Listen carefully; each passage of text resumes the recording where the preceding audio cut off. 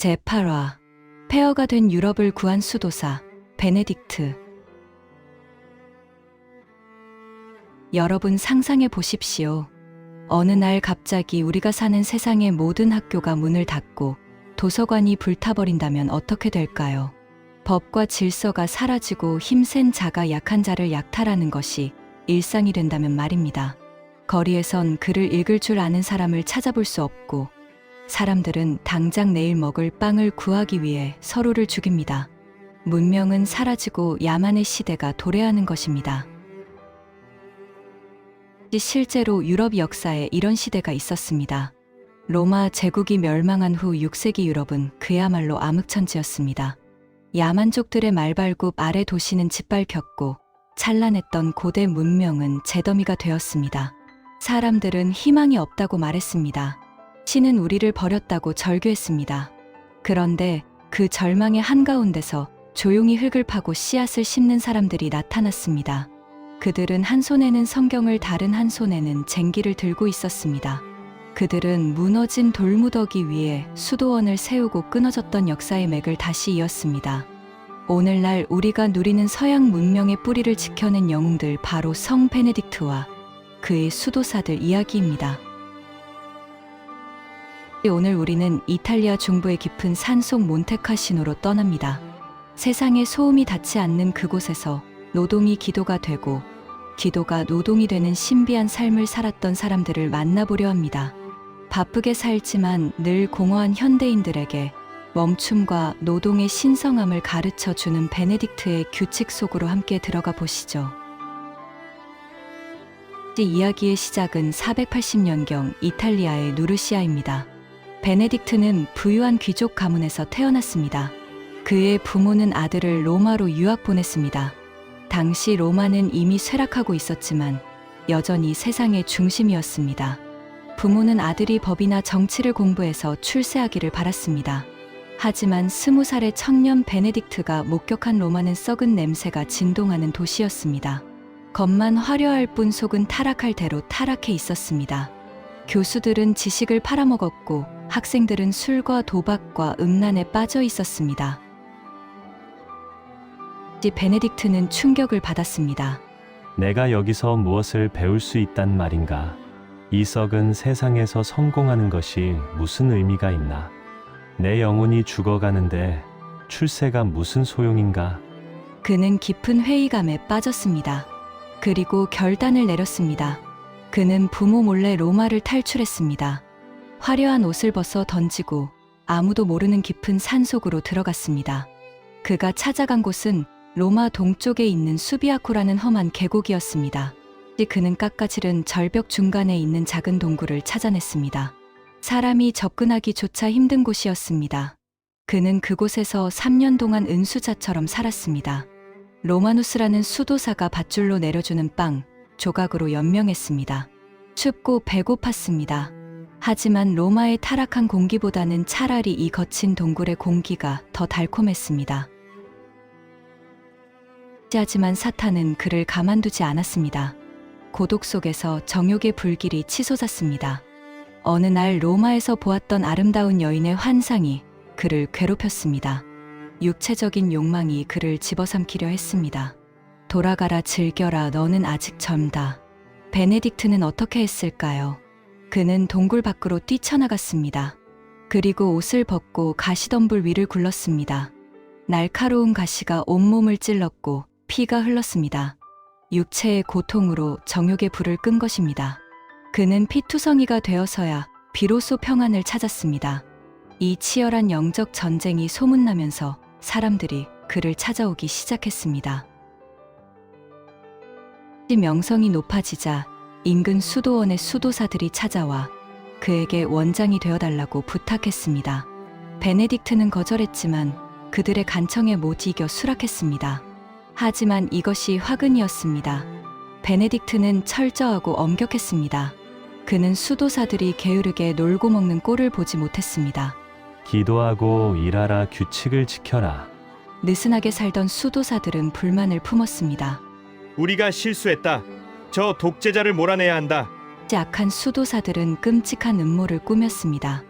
베네딕트를 독살하기로 한 것입니다. 그들은 포도주 잔에 맹독을 탔습니다.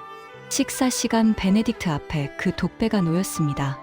아무것도 모르는 베네딕트는 식사 기도를 하기 위해 손을 들어 십자가를 그었습니다. 주여 이 잔을 축복하소서. 바로 그 순간이었습니다. 쨍그랑 십자가를 긋는 순간 멀쩡하던 유리잔이 산산조각이 나며 깨져버렸습니다. 독이 든 포도주가 바닥에 쏟아졌습니다. 식당 안에 정적이 흘렀습니다. 수도사들의 얼굴이 사색이 되었습니다. 베네딕트는 바닥에 쏟아진 포도주와 깨진 잔을 보며 모든 것을 알아차렸습니다. 그는 화를 내지 않았습니다. 그저 조용히 일어나 그들을 바라보며 말했습니다. 형제들이여, 하나님이 너희를 용서하시기를 바란다. 나는 너희와 맞지 않는다고 미리 말하지 않았느냐. 이제 너희가 원하는 대로 살아라. 나는 떠나겠다. 그는 미련 없이 그곳을 떠났습니다. 죽음의 위기를 넘긴 그는 더 깊은 하나님의 뜻을 깨달았습니다. 529년 베네딕트는 자신을 따르는 진실한 제자들을 이끌고 몬테카시노 산 정상으로 올라갔습니다. 그곳은 원래 아폴로 신전이 있던 우상 숭배의 장소였습니다. 베네딕트는 우상을 부수고 그 자리에 교회를 세웠습니다. 그리고 서양 수도원 역사의 기준이 된 그 유명한 베네딕트 규칙서를 만들었습니다. 이 규칙서의 핵심은 아주 단순합니다. 오라 엣 라보라, 라틴어로 기도하고 일하라는 뜻입니다. 당시 귀족들은 노동을 천한 건 노예들이나 하는 것으로 여겼습니다. 하지만 베네딕트는 달랐습니다. 노동은 기도의 연장이다. 땀 흘려 일하는 것이 곧 하나님을 찬양하는 것이다. 그는 수도사들에게 펜 대신 호미를 쥐어 주었습니다. 수도사들의 하루는 새벽 2시에 시작되었습니다. 그들은 일어나 시편을 찬양했습니다. 그리고 날이 밝으면 밭으로 나갔습니다. 그들은 버려진 황무지를 개간했습니다. 늪지대에 물을 빼고 돌을 골라내어 옥토로 만들었습니다. 당시 유럽은 농업 기술이 다 끊어져 굶주리는 사람이 태반이었습니다. 하지만 베네딕트 수도원은 달랐습니다. 그들은 체계적인 농법을 연구하고 발전시켰습니다. 수도원 주변은 풍요로운 곡창 지대로 변했습니다.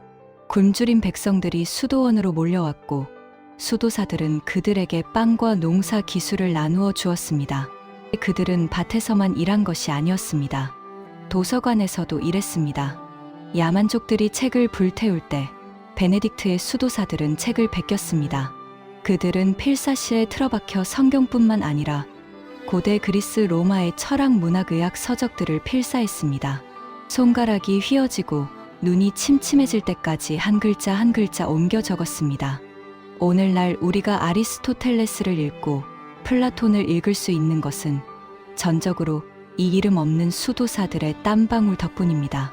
그들이 문명의 등불을 지켜낸 것입니다. 이 베네딕트의 규칙은 또한 공동체 생활의 모범이 되었습니다. 수도 원장에게는 절대 복종하되 원장은 수도사들을 자식처럼 사랑해야 했습니다. 병든 자와 노약자를 배려했고 손님이 오면 그리스도처럼 영접했습니다. 민주적인 회의 절차도 있었습니다. 독재가 판치던 세상에서 수도원은 천국을 보여주는 작은 사회 모델이었습니다. 이 베네딕트에게는 스콜라스티카라는 쌍둥이 여동생이 있었습니다. 그녀 역시 수녀원을 세우고 오빠와 영적인 교제를 나누었습니다. 두 사람은 1년에 한 번 산 아래 오두막에서 만났습니다. 그들이 마지막으로 만났던 날의 일화는 유명합니다. 밤이 깊어 베네딕트가 수도원으로 돌아가려 하자 여동생이 붙잡았습니다. 오빠, 오늘 밤은 가지 말고 저와 함께 천국의 기쁨에 대해 이야기해요. 이 베네딕트는 거절했습니다. 규칙을 어길 수 없다. 수도사는 밤에 수도원을 비우면 안 된다. 그러자 스콜라스티카는 식탁에 엎드려 울며 기도했습니다. 주님, 오빠를 붙잡아 주세요. 그러자 맑았던 하늘에서 갑자기 천둥 번개가 치고 폭우가 쏟아졌습니다. 도저히 산을 오를 수 없는 날씨였습니다. 베네딕트가 놀라서 물었습니다. 도대체 무슨 짓을 한 거니? 여동생이 웃으며 대답했습니다. 오빠는 제 말을 안 들어주셨지만 하나님은 들어주셨네요. 결국 두 사람은 밤새도록 영적인 대화를 나누었습니다.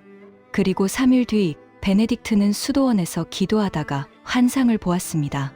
비둘기 한 마리가 하늘로 올라가는 모습이었습니다. 여동생 스콜라스티카가 세상을 떠난 것입니다. 베네딕트는 눈물을 흘리며 하나님을 찬양했습니다.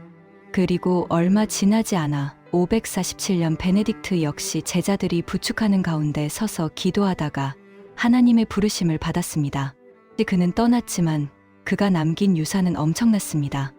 유럽 전역에 수천 개의 베네딕트 수도원이 세워졌습니다. 그곳은 학교였고 병원이었고 농업연구소였으며 빈민구제소였습니다. 야만의 시대 암흑의 시대의 수도원은 문명을 밝히는 거대한 횃불이 되었습니다. 역사가들은 말합니다. 베네딕트가 없었다면 중세 유럽은 완전히 멸망했을 것이다. 그는 쟁기와 펜으로 유럽을 구원했다. 사랑하는 여러분, 베네딕트의 이야기가 오늘 우리에게 주는 메시지는 무엇입니까? 현대인들은 너무 바쁩니다. 일에 치여 삽니다. 하지만 그 노동 속에 기도가 있습니까? 아니면 그저 돈을 벌기 위한 고통스러운 몸부림입니까? 반대로 신앙생활은 어떻습니까? 교회에서는 뜨겁게 기도하지만 일터에서는 무기력하지 않습니까? 베네딕트는 우리에게 균형을 가르쳐 줍니다. 기도는 노동처럼 치열해야 하고 노동은 기도처럼 거룩해야 합니다. 여러분이 설거지를 하는 그 순간이, 서류를 작성하는 그 시간이, 운전대를 잡는 그 순간이 하나님께 드리는 예배가 될 수 있습니다. 하나님은 수도원에만 계신 것이 아니라 여러분의 땀방울 속에 함께 계십니다. 또한 멈춤이 필요합니다. 베네딕트의 수도사들은 정해진 시간이 되면 하던 일을 멈추고 종소리에 맞춰 기도를 드렸습니다. 오늘 여러분의 일상에도 거룩한 멈춤의 종소리가 필요하지 않을까요? 잠시 스마트폰을 내려놓고 잠시 일손을 멈추고 하늘을 바라보는 시간 말입니다. 그 멈춤이 여러분의 영혼을 숨 쉬게 할 것입니다. 오늘 하루 여러분의 일터가 몬테카시노의 수도원이 되기를 바랍니다. 여러분의 책상이 제단이 되고 여러분의 도구가 기도의 도구가 되기를 축복합니다. 일상 속에서 거룩함을 길어 올리는 베네딕트의 영성이 여러분의 삶을 옥토로 바꾸어 놓을 것입니다. 오늘 전해드린 기도하고 일하라 베네딕트의 이야기가 마음에 와닿으셨나요? 바쁜 일상 속에서 영혼의 쉼표를 찍고 싶으신 분들은 구독과 좋아요 버튼을 눌러주세요. 여러분의 작은 참여가 더 깊은 울림이 있는 콘텐츠를 만드는 큰 힘이 됩니다. 다음 시간에는 제구와 잉글랜드를 변화시킨 위대한 선교, 열정, 아이오나의 콜룸바와 캔터베리의 아우구스티누스 이야기를 만나보겠습니다. 폭풍 우치는 바다를 건너 복음을 들고 간 사람들의 모험이 기다리고 있습니다. 평안하십시오.